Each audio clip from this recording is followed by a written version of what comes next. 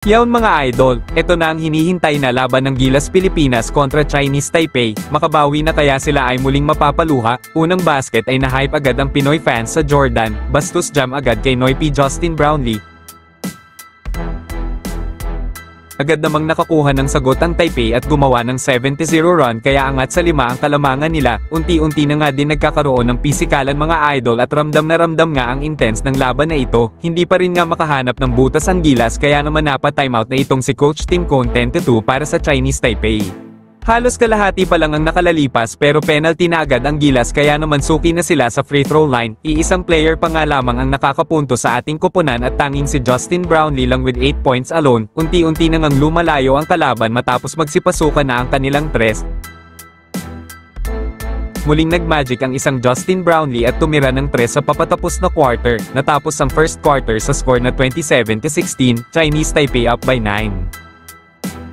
Second quarter ay hiyawan na naman ang mga fans matapos ang mainit pa rin na shooting ni Justin Brownlee at may 14 points na nga agad kaya naman maagang napa-timeout ang coach ng kalaban. Unti-unti na ngang nararamdaman ang depensa ng Gilas kaya naman nakakascore na sila dahil sa points of turnovers rason para unti-unting makabalik sa laro. Under 3 minutes ay finally na ibaba na lang sa 4 ang lamang matapos ang basket ni AJ Edo. Pero tila nakalimutan na naman nila ang shooting ni Taipei kaya muling bumalik sa 9 ang lamang, natapos ang halftime sa score na 43-34, Chinese Taipei ahead by 9.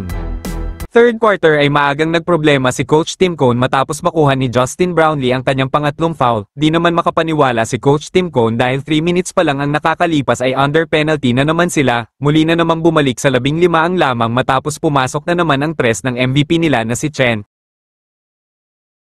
Eto na at unti-unti na namang bumabalik ang Gilas matapos pumutok si Dwight Ramos sa third quarter with early 11 points alone.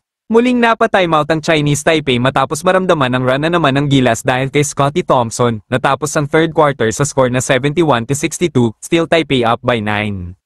Fourth quarter ay agad inumpisahan ni Kevin Kiambao ng isang tres kahit ilang minutes pa lang itong naglalaro. Muling bumaba sa 6 ang lamang ng Taipei matapos pumasok ang tres na ito ni KQ, pero laking tuwa naman ng coach ng kalaban nang ma-fouled out itong si Justin Brownlee. Hindi naman maramdaman ang presensya ng isang Junmar Fajardo. Mukhang tama nga ang ilan sa mga Pinoy fans sa pang-Pilipinas lang ito at hindi international. Unti-unti naman ang nararamdaman ng coaching staff ang panalo dahil kampi na nga nila ang oras dito.